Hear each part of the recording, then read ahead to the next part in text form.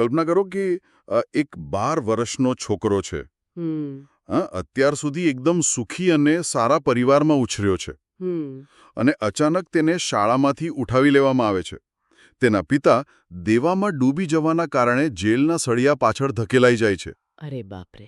હા, અને આ નિર્દોષ બાળકને લંડનની એક અંધારી, ઉંદરોથી ભરેલી અને દુર્ગંધ મારતી જૂતાની પોલિશ બનાવતી ફેક્ટરીમાં મજૂરી કરવા મોકલી દેવામાં આવે છે. એટલે સીધું જ બાળમજૂરીમાં. બિલકુલ.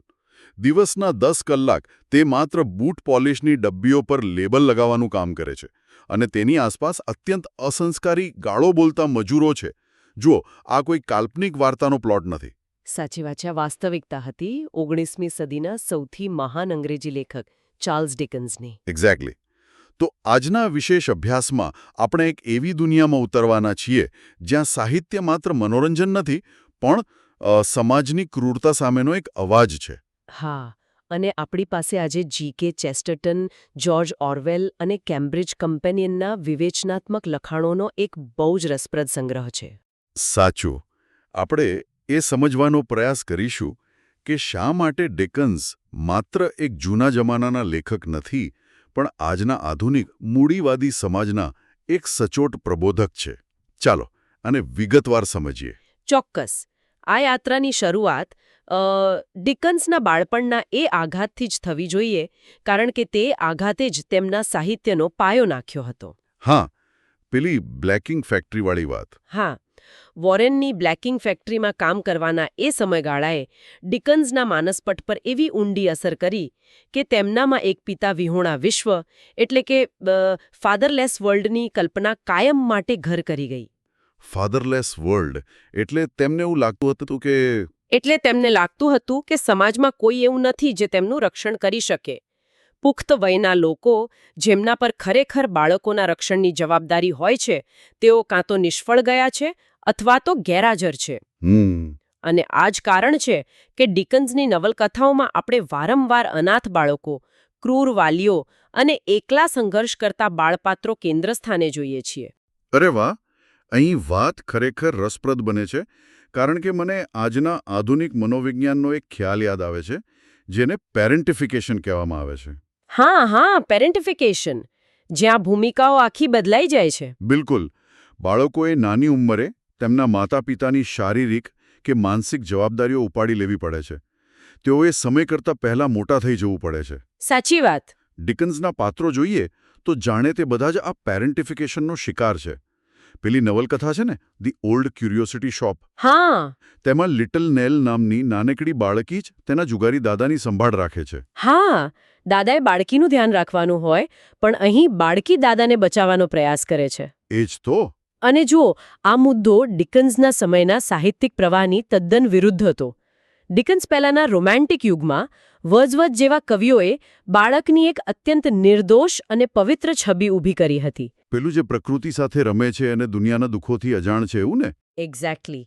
એક એવું બાળક જે ઈશ્વરની બહુ નજીક છે. ડિકન્સે આ કાલ્પનિક અને રોમેન્ટિક ખ્યાલનો શાબ્દિક અર્થમાં ભૂક્કો બોલાવી દીધો. તેમણે વાસ્તવિકતા બતાવી. હા, તેમણે સમાજને બતાવ્યું કે વાસ્તવિક દુનિયામાં લંડનની ગંદી શેરીઓમાં બાળકો ઈશ્વરની નજીક નથી, પણ પીડિત છે અને જવાબદારીઓના બોજ હેઠળ સાવ દબાયેલા છે. પણ અહીં મને એક સવાલ થાય છે. ડિકન્સ પર ઘણીવાર એવો આરોપ લાગે છે ને કે તેઓ બાળકોની પીડાનો ઉપયોગ માત્ર વાચકોની ભાવનાઓનું શોષણ કરવા માટે કરતા હતા. એટલે કે સસ્તા આંસુ કઢાવવા માટે. હા, પેલા લિટલ નેલનું મૃત્યુ થાય છે ત્યારે એવું કહેવાય છે કે આખી દુનિયા રડી પડી હતી. તો શું આ માત્ર એક લેખક તરીકે વાચકોને ઇમોશનલ બ્લેકમેલ કરવાનો પ્રયાસ ન હતો? ઘણા વિવેચકોએ ભૂતકાળમાં આવું જ માન્યું છે, પરંતુ આપણો જે સ્ત્રોત છે, G.K. ચેસ્ટરટન, તે આનો એક બહુ જ ઊંડો અને અલગ દૃષ્ટિકોણ આપે છે. ઓહ, ચેસ્ટરટન શું કહે છે આ વિશે? ચેસ્ટરટન દલીલ કરે છે કે લિટલ નેલનું મૃત્યુ એ કોઈ સસ્તો ભાવનાત્મક પ્રયાસ નથી, પરંતુ તે એક ભયંકર કટાક્ષ છે, એક આયરોનિક ટ્રેજેડી છે. Ironic tragedy? કઈ રીતે? આની પાછળ એક ચોક્કસ મનોવૈજ્ઞાનિક મિકેનિઝમ કામ કરે છે. વાર્તામાં એવું બતાવવામાં આવ્યું છે કે સમાજની તમામ સારી શક્તિઓ, એટલે કે અમીર લોકો, બુદ્ધિજીવીઓ અને સારા હૃદયના લોકો, આ નાનકડી બાળકીને બચાવવા માટે પોતાના તમામ સંસાધનો લગાવી દે છે. તેઓ આખા દેશમાં પ્રવાસ ખેડે છે તેને શોધવા માટે. પણ જ્યારે તેઓ આખરે તેના સુધી પહોંચે છે ત્યારે ખબર પડે છે કે તે પહેલેથી જ મૃત્યુ પામી ચૂકી છે. બરાબર. એટલે કે સમાજ જ્યારે જાગે છે ત્યારે ઘણું મોડું થઈ ગયું હોય છે. બિલકુલ. આ જ વાત ચેસ્ટરટન સમજાવવા માંગે છે. આ માત્ર એક બાળકીના મૃત્યુની વાત નથી. આ એક સમગ્ર સિસ્ટમની નિષ્ફળતા છે. સારા લોકો સમાજમાં છે ખરા, પણ તેઓ હંમેશા મોડા પડે છે. બહુ જ પાવરફુલ વાત છે આ. હા. અને જુઓ, ડિકન્સ માત્ર રડાવીને જ પોતાની વાત નહોતા કહેતા. તેમણે એક બીજું શક્તિશાળી હથિયાર પણ વાપર્યું, અને તે હતું ડાર્ક કોમેડી. Dark comedy? હા, પેલો ઓલિવર ટ્વિસ્ટ નવલકથામાં ફેગિન નામનો જે ખલનાયક છે એની વાત કરો છો ને? હા, આ ફેગિન એક ગુનેગાર છે જે અનાથ ને રખડતા બાળકોને ભેગા કરીને તેમને ખિસ્સા કાતરું બનાવે છે. પરંતુ ડિકન્સે ફેગિનને સીધો કોઈ ડરામણો રાક્ષસ નથી બતાવ્યો. સાચી વાત. વાર્તામાં તે બાળકો સાથે હસે છે, રમે છે અને જાણે કોઈ રમત રમાડતો હોય તેમ તેમને ચોરી કરવાની ટ્રેનિંગ આપે છે. હા. અને મને લાગે છે કે આ જ ડિકન્સની જીનિયસ છે. જ્યારે વિક્ટોરિયન યુગના કોઈ અમીર વાચકે આ વાંચ્યું હશે ત્યારે શરૂઆતમાં તો તેને આ બહુ રમૂજી લાગ્યું હશે. ચોક્કસ તે ફેગિનની હરકતો પર હસ્યો હશે. પણ પછી અચાનક તે જ વાચકને અહેસાસ થાય છે કે અરે, હું જેના પર હસી રહ્યો છું તે વાસ્તવમાં બાળ મજૂરી અને બાળ શોષણ છે. અને મારો સમાજ, મારી વ્યવસ્થા જ આ બાળકોને રસ્તા પર ભટકવા માટે મજબૂર કરી રહી છે. એક્ઝેક્ટલી. એટલે કે ડિકન્સે પહેલા રમૂજથી વાચકોના સંરક્ષણ કવચને ભેદ્યું અને પછી સીધો તેમની અંતરાત્મા પર પ્રહાર કર્યો. આ એકદમ સચોટ વિશ્લેષણ છે. અને વ્યક્તિગત દુષ્ટતા અને અત્યાચારોનો પર્દાફાશ કર્યા પછી ડિકન્સની યાત્રા અહીં એક ડગલું આગળ વધે છે. આગળ કઈ રીતે? દારશાહી અને કાનૂની સંસ્થાઓ તરફ વળે છે. ઓહ, પેલી વાર્તાઓ જે વધુ ડાર્ક થતી જાય છે. હા. જો તેમની શરૂઆતની નવલકથા પિકવિક પેપર્સ જોઈએ. જ્યોર્જ ઓરવેલ નોંધે છે કે તેમાં કોઈ ચોક્કસ વાર્તા જ નથી. તે માત્ર રમૂજી પાત્રોની એક ક્યારેય ન પૂરી થતી યાત્રા છે. પણ પછી? પણ જેમ ડિકન્સની ઉંમર અને સમજણ વધે છે તેમ તેમની વાર્તાઓ વધુ ઘેરી, જટિલ અને સંસ્થાગત ભ્રષ્ટાચારને ઉજાગર કરતી બને છે. અને આ જટિલતાનું સૌથી શ્રેષ્ઠ ઉદાહરણ તેમની નવલકથા બ્લીક હાઉસ છે. આ પુસ્તકની શરૂઆતની જે કલ્પના છે તે વાંચીને તો કોઈ પણ દંગ રહી જાય. હા, એ કાદવ અને ધુમ્મસવાળું વર્ણન. બિલકુલ. ડિકન્સ લંડન શહેરનું વર્ણન કરતા લખે છે કે રસ્તાઓ પર એટલો બધો કાદવ છે કે જાણે હમણાં જ કોઈ મેગાલોસોરસ. મેગાલોસોરસ એટલે? એટલે પેલો વિશાળ ડાયનોસોર. અચ્છા. હા, જાણે કોઈ ડાયનાસોર રસ્તા પરથી કાદવ ઉડાડતો ચાલ્યો આવતો હોય તો પણ કોઈને નવાઈ ન લાગે. આખું શહેર ધુમ્મસ અને કાદવથી ખરડાયેલું છે.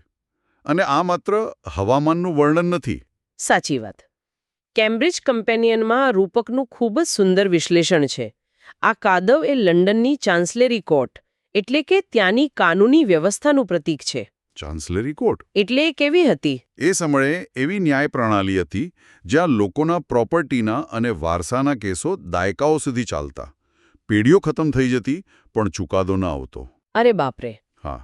ડિકન્સ દર્શાવે છે કે આ અમલદારશાહીનું માળખું જેવું છે જેમાં જવાબદારી ક્યારે કોઈ એક વ્યક્તિની હોતી જ નથી. જજ કહે છે કે કાયદો આવો છે, વકીલ કહે છે કે પ્રક્રિયા બાકી છે, અને ક્લાર્ક કહેશે કે ફાઇલ બીજા ટેબલ પર છે. બરાબર. આ એક એવું મશીન છે જે લોકોને ન્યાય આપવા માટે નહીં પરંતુ વકીલો અને ન્યાયાધીશોને ફી રળવા અને સિસ્ટમને ટકાવી રાખવા માટે જ ચાલે છે. જો આ બાબતને આપણે આજના સમય સાથે સરખાવીએ તો દરેક વ્યક્તિ આ પીડા સમજી શકશે. આપણે બધા ક્યારેક ને ક્યારેક આધુનિક સમયની ડિજિટલ રેડ ટેપમાં ફસાયા જઈશું. Digital red tape. હા, એટલે કસ્ટમર સર્વિસમાં ફોન કરીએ એટલે એક મશીન આપણને ઓપ્શન આપે, પછી બીજા ડિપાર્ટમેન્ટમાં ટ્રાન્સફર કરે, ત્યાં કોઈ બીજું વ્યક્તિ જવાબ ન આપે. હા, બહુ કંટાળાજનક હોય છે એ. અથવા સરકારી કચેરીમાં કોઈ ફાઇલ ફસાઈ જાય અને આપણે એક ડેસ્કથી બીજા ડેસ્ક પર ધક્કા ખાતા રહીએ. તે અસહાયતા, તે ગુસ્સો અને તે હતાશા કે મારી વાત કોઈ સાંભળનારું જ નથી. આ જ લાગણી ડિકન્સે 150 વર્ષ પહેલા બ્લીક હાઉસમાં વર્ણવી હતી. બહુ જ સરસ ઉદાહરણ આપ્યું તમે. પણ મેં સાંભળ્યું છે કે વિવેચકો વારંવાર ડિકન્સની નવલકથાઓમાં આવતા અકલ્પ્ય સંયોગો એટલે કે કોઇન્સિડન્સ અને મેલોડ્રામાની બહુ ટીકા કરે છે. તો શું આ સંયોગો પાછળ પણ કોઈ કારણ હતું?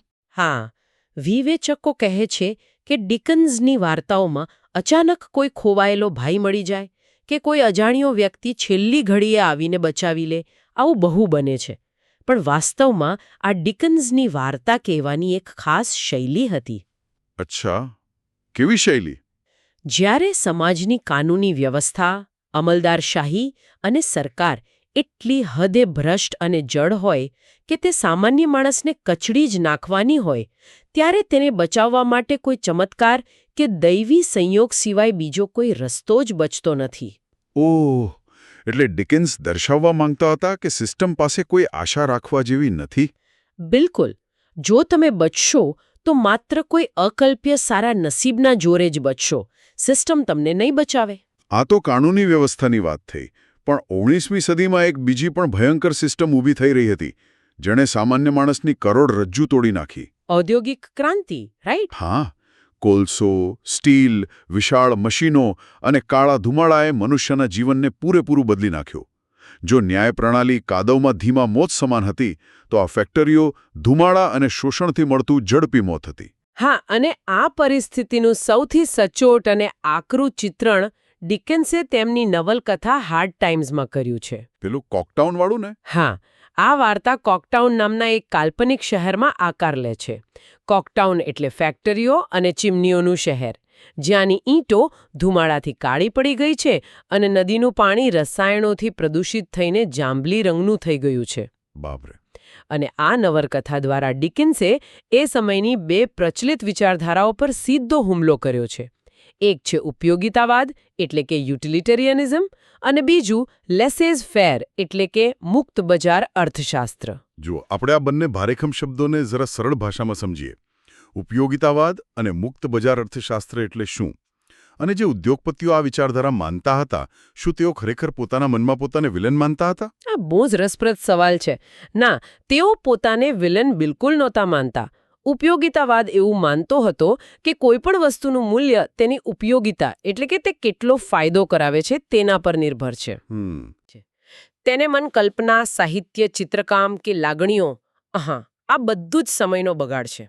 એટલે બધું માત્ર ફેક્ટ્સ એન્ડ ફિગર્સ. હા, અને બીજી બાજુ મુક્ત બજાર અર્થશાસ્ત્ર એટલે કે ઉદ્યોગપતિઓને જે કરવું હોય તે કરવાની છૂટ હોવી જોઈએ. સરકારે મજૂરોના રક્ષણ માટે કોઈ નિયમો ન બનાવવા જોઈએ. ઓહ, એટલે નફા માટે ગમે તે હદે જવાની છૂટ. આ લોકો ખરેખર એવું માનતા હતા કે લાગણીઓ બાજુ પર રાખીને મશીનની જેમ કામ કરવાથી જ દેશ અને સમાજની પ્રગતિ થશે. એટલે ગ્રેટ ગ્રાઇન્ડના મતે મનુષ્ય એક જીવંત પ્રાણી નથી, પણ માત્ર એક યંત્રનો હિસ્સો છે. સાચી વાત. અને આની બરાબર વિરુદ્ધમાં ડિકન્સે સ્લેરીના સર્કસની દુનિયા ઊભી કરી છે. સર્કસ જ્યાં મનોરંજન છે, જ્યાં કલ્પના છે, જ્યાં લોકો એકબીજાની પરવા કરે છે. ગ્રેટ ગ્રાઇન્ડની આંકડાકીય દુનિયામાં મનુષ્ય યંત્ર બની જાય છે, જ્યારે સર્કસની દુનિયામાં માનવીય લાગણીઓ જીવંત રહે છે. એના એક બીજા મોટા ધંભ પર પણ હુમલો કર્યો, જેને સામાજિક પિતૃસત્તાવાદ કહેવાય છે. સામાજિક પિતૃસત્તાવાદ? એનો અર્થ એવો થાય કે ઉદ્યોગપતિઓ પોતાને મજૂરોના પિતા સમાન ગણાવતા હતા? બરાબર, એ જ. મિસ્ટર બાઉન્ડરબી નામનું પાત્ર આનું ઉદાહરણ છે. તે પોતાને સેલ્ફ મેડ માણસ કહે છે અને દાવો કરે છે કે તે તેના મજૂરોનું પિતાની જેમ ધ્યાન રાખે છે. પણ વાસ્તવિકતામાં તે શોષણ જ કરતો હશે? હા, વાસ્તવિકતામાં તે સ્ટીફન બ્લેકપુલ જેવા ગરીબ અને પ્રામાણિક મજૂરનું ભયંકર શોષણ કરે છે. સ્ટીફન જેવા મજૂરો ફેક્ટરીના મશીનો વચ્ચે કચડાઈ જાય છે અને અંતે એક ત્યજી દેવાયેલી ખાણમાં પડીને અત્યંત લાચારીમાં મૃત્યુ પામે છે. બહુ જ કરુણ છે આ તો. બાઉન્ડરબીના દાવાઓ સાવ પોકળ સાબિત થાય છે. G.K. ચેસ્ટરટન આ ઉદ્યોગપતિઓના દંભને ઉજાગર કરતા એક અત્યંત પ્રખ્યાત વાક્ય લખે છે. શું લખે છે? તેઓ કહે છે કે જો આપણે મજૂરોને યોગ્ય રીતે જમાડીશું નહીં અને તેમને ભોજનના બદલે માત્ર મેનુ કાર્ડ જ મોકલીશું, તો તેઓ અંતે આપણને બિલ મોકલશે. અરે વાહ! એટલે કે જો તમે ગરીબોને માત્ર ખોટા આશ્વાસનો અને આંકડાઓ જ આપતા રહેશો અને તેમને ભૂખ્યા રાખશો, તો એક દિવસ તેઓ ક્રાંતિ કરશે અને તમારે તેની બહુ મોટી કિંમત ચૂકવવી પડશે. બિલકુલ, એ જ અર્થ છે.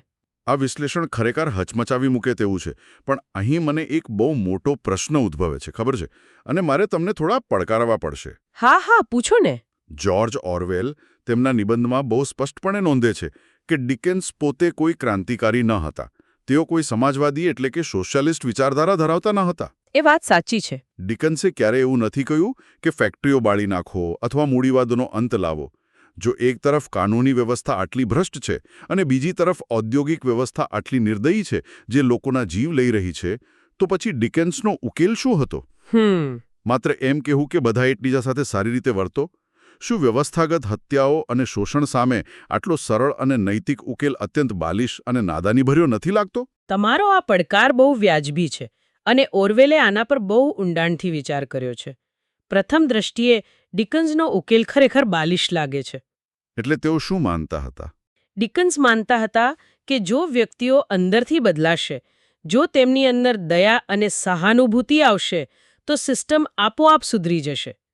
ઓરવેલ નોંધે છે કે ડિકન્સના કોઈપણ હીરોને અંતમાં કોઈ ક્રાંતિ નથી કરવી હોતી. તો તેમને શું જોઈએ છે? તેમને માત્ર એક સારું ઘર, કુટુંબ અને રેડિયન્ટ આઇડલનેસ એટલે કે પ્રિયજનો સાથે વિતાવવા માટેનો શાંત, નિષ્ક્રિય સમય જોઈએ છે. ડિકન્સનો સંપૂર્ણ ભરોસો સામાન્ય માણસની મૂળભૂત નૈતિકતા અને સજ્જનતા પર હતો. પણ શું એ પૂરતું છે? ઓરવેલ સમજાવે છે કે આ નાદાની નથી, આ એક બહુ મોટો અને ક્રાંતિકારી વિચાર છે.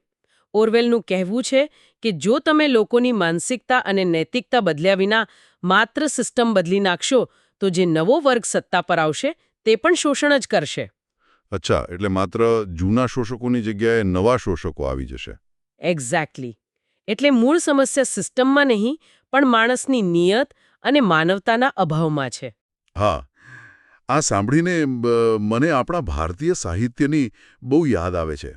ખાસ કરીને અંગ્રેજીમાં લખતા આપણા ભારતીય લેખકોની. હા, કોની વાત કરો છો તમે? મુલ્કરાજ આનંદ? બિલકુલ. મુલ્કરાજ આનંદની નવલકથા કુલી જુઓ. તેમાં પેલો અનાથ છોકરો મુન્નુ છે, જે ગામડામાંથી શહેરમાં આવે છે અને બાળમજૂરી, ગરીબી અને સિસ્ટમના અત્યાચારોનો ભોગ બને છે. હા, મુન્નુની યાત્રા તો સાવ ડિકન્સના પાત્રો જેવી જ છે. સાચી વાત. જે રીતે ડિકન્સ લંડનની ગંદી શેરીઓ અને બાળ શોષણ બતાવે છે, એ જ રીતે મુલ્કરાજ આનંદે ભારતના વર્ગ વિભાજિત સમાજમાં એક ગરીબ બાળકની પીડા અને અમલદારશાહીની ઉદાસીનતાને અંગ્રેજી સાહિત્યમાં બહુ જ પાવરફુલ રીતે રજૂ કરી છે. બંનેમાં એ સિસ્ટમ સામેની લાચારી સ્પષ્ટ દેખાય છે. બહુ જ સરસ સરખામણી કરી તમે. અને આ વાત ખરેખર વિચારવા જેવી છે.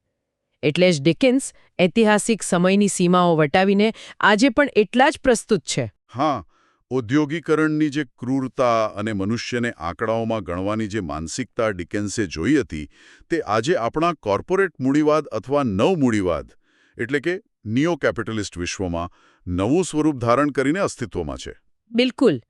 થોમસ કાર્લાઇલના વિચારોથી પ્રભાવિત થઈને ડિકેન્સે કેશ નેક્સસ નામના ખ્યાલની આકરી ટીકા કરી હતી. કેશ નેક્સસ એટલે કે માત્ર પૈસાના સંબંધો? હા, કેશ નેક્સસ એટલે એક એવો સમાજ જ્યાં બે વ્યક્તિઓ વચ્ચેનો સંબંધ માત્ર અને માત્ર પૈસા અને આર્થિક લેવડ-દેવડ પૂરતો જ સીમિત રહી ગયો હોય, માનવીય મૂલ્યોનું કોઈ સ્થાન જ ન હોય. અને આજના સમયમાં આ વાત કેટલી સાચી ઠરે છે તે જુઓ.